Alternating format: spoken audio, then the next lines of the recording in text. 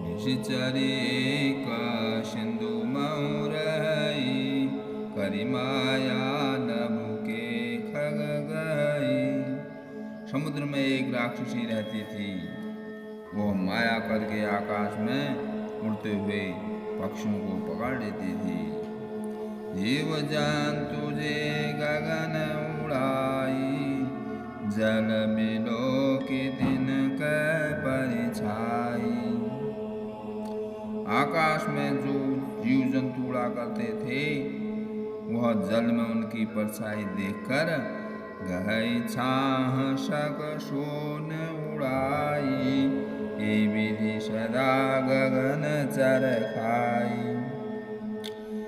उस परछाई को पकड़ लेती थी जिससे वे उड़ नहीं सकते थे और जल में गिर पड़ते थे। सोई चल हनुमान कह कीना तासु कपट कभी तुरत ही चीना। इस प्रकार वह सदा आकाश में उड़ने वाले जीवों को खाया करती थी। उसने वही छल हनुमान जी से भी किया। हनुमान जी तुरंत ही उसका कपट पहचान गए। ताहि मारी मारुत सुत वीरा बारिधि पार गयहु मति धीरा। पवन पुत्र धीर बुद्धि वीर हनुमान जी उसको मारकर समुद्र के पार गए। तहाँ जाय देखी बन शोभा गूंजत चंचरिक मधुलोभा।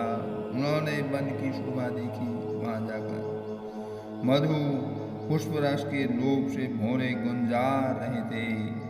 नाना तरु फल फूल सुहाए खग मृग वृंदा देखी मन भाए। अनेकों प्रकार के वृक्ष फल फूल से शोभित हैं। पक्षी और पशुओं के समूह को देखकर तो वे मन में बहुत ही प्रसन्न हुए। शैल विशाल देखी एक आगे तापर धाय चढ़े भय त्यागे। सामने एक विशाल पर्वत देखकर हनुमान जी भय त्याग कर उस पर दौड़ कर जा चढ़े। उमान कछु कपि कै अधिकाई प्रभु प्रताप जो काल ही खाई। शिव जी कहते हैं कि पार्वती इसमें हनुमान जी की कुछ बड़ाई नहीं है। यह प्रभु का प्रताप है जो काल को भी खा जाता है।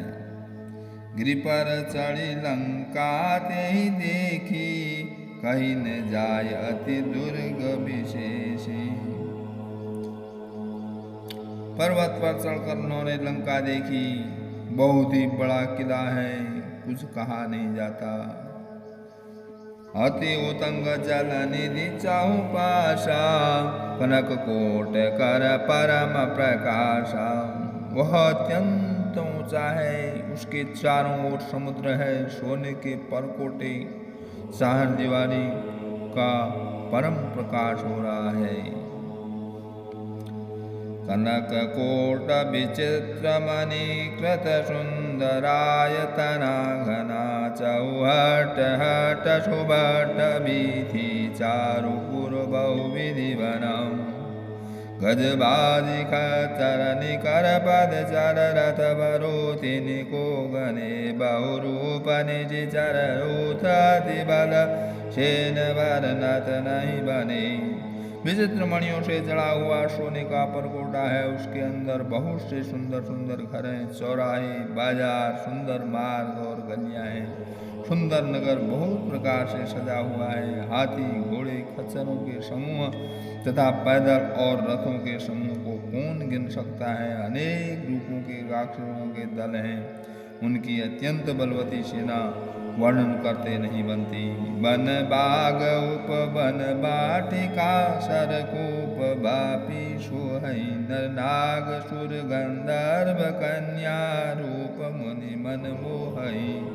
कौमाल देह विशाल शैल समान अति बल गर्जई। नाना अकार न बिरही बहुविधि एक एक न तरजई। वन बाग उपवन बगीचे फुलवाड़ी तालाब कुएं और बावलियां सुशोभित हैं। मनुष्य नाग देवताओं और गंधर्वों की कन्याएं अपने सौंदर्य से मुनियों के भी मनु को मोह लेती हैं। कहीं पर्वत के समान विशाल शरीर वाले बड़े ही बलवान मल्ल पहलवान गरज रहे हैं। वे अनेकों अखाड़ों में बहुत प्रकार से भिड़ते और एक दूसरे को ललकारते हैं।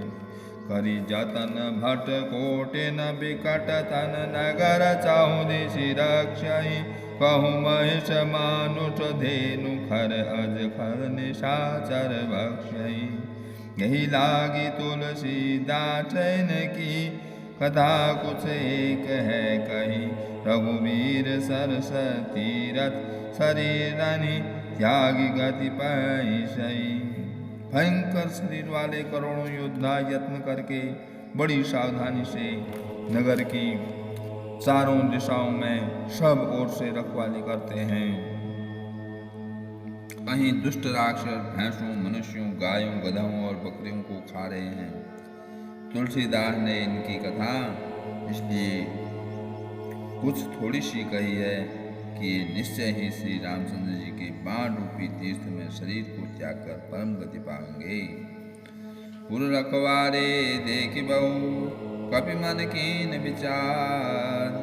अति लघु रूप धरऊ निशि नगर करऊं पैसार। नगर के बहुसंख्यक रखवाले को देखकर हनुमान जी के मन में विचार किया कि अत्यंत छोटा रूप धरूं और रात के समय नगर में प्रवेश करूं। मशक समान रूप कपि धारी लंके चढ़ऊं सुमेरी नरहरि। हनुमान जी मत्सर के समान छोटा सा रूप धारण कर नर रूप से लीला करने वाले भगवान श्री राम जी का स्मरण करके लंका को चले। नाम लंकनी एक निचारी शोक चले सिमोई निंदारी। लंका के द्वार पर लंकनी नाम की एक राक्षसी रहती थी। वह बोली, मेरा निरादर करके बिना मुझसे पूछे कहाँ चला जा रहा है। जानहि नहीं मरम सठ मोरा मोर हार जहाँ लगी चोरा। हे मूर्ख, तूने मेरा भेद नहीं जाना। जहाँ तक जितने चोर हैं वह सब मेरे आहार हैं। मुठिका एक महाकपि हानि रुधिर बमत धरनी ठन मानी। महाकवि हनुमान जी ने उसे एक घोंसा मारा जिससे वो खून की उल्टी करती हुई पृथ्वी पर लुढ़क पड़ी। पुनि संभारी उठी सोलंका जोरी पानी कर विनय सशंका। वह लंकनी फिर अपने को संभाल कर उठी और डर के मारे हाथ जोड़कर विनती करने लगी। वह बोली, जब रावण ही ब्रह्म बर दीना चलत बिरंची कहा मोहि चीना। रावण को जब ब्रह्मा जी ने बर दिया था तब चलते समय उन्होंने मुझे राक्षसों के विनाश की और पहचान बता दी थी कि विकल होशिते कपि के मारे तब जाने सुनिश्चर संहारे। जब तू बंदर के मारने से व्याकुल हो जाए तब तू राक्षसों का संहार हुआ जान लेना।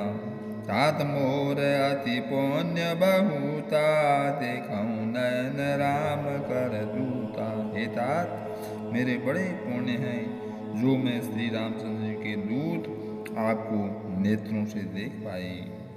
तात स्वर्ग अपवर्ग सुग धैर्य तुलाय कंग तुलन ताहि सकन मिले जो सुख लव सत्संग। हे तात, स्वर्ग और मोक्ष के सब सुखों को तराजू के एक पलड़े में रखा जाए तो भी वे सब मिलकर दूसरे पड़े पर रखे हुए उस सुख के बराबर नहीं हो सकते जो क्षण मात्र के सत्संग से होता है। प्रवशी नगर कीजे सब काजा, हृदय राखी कौशलपुर राजा। अयोध्यापुरी के राजा श्री रघुनाथ जी को हृदय में रखे हुए नगर में प्रवेश करके सब काम कीजिए। गरल सुधारी पुकारई मिताई, गोपद सिंधु अनल चितलाई। मुश्किलें विसमर्थ हो जाता है, शत्रु मित्रता करने लगते हैं, समुद्र गाय के खुर के बराबर हो जाता है, अग्नि में सफलता आ जाती है। गरुड़ सुमेरु रेणु समताई, राम कृपा करे चितवा जाई। और हे गरुड़ जी, सुमेरु पर्वत उसके लिए रथ के समान हो जाता है, जिसे श्री रामचंद्र जी ने एक बार कृपा करके देख लिया। अति लघु रूप धरे हनुमाना, बैठा नगर सुमिरी भगवाना।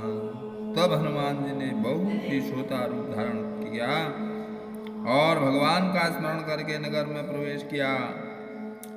मंदिर मंदिर प्रतिकर शोधा, देखे जहाँ तहाँ अगणित जोधा।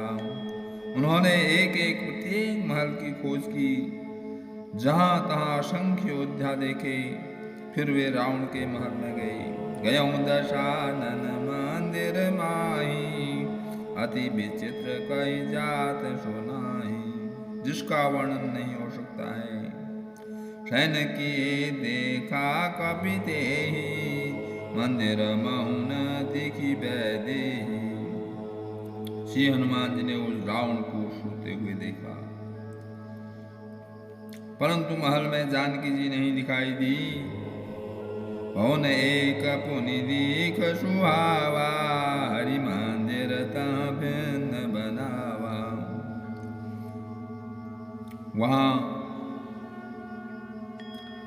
फिर एक सुंदर महल दिखाई दिया। उसमें भगवान का एक अलग मंदिर बना हुआ था। रामायुधं कित ग्रह शोभा बरन जाय, नव तुलसी का वृंद तहाँ देखिए हर्ष कबीराय। वह महल श्री रामचंद्र के आयुध धनुष बाण के चिन्हों से अंकित था। उसकी शोभा वर्णन नहीं की जा सकती है। जहाँ नए नए तुलसी के वृक्ष समूह को देखकर कबीराज श्री हनुमान जी बहुत खुश हुए। बोलो श्री आनंद कंद भगवान की जय, सियापति रामचंद्र की जय।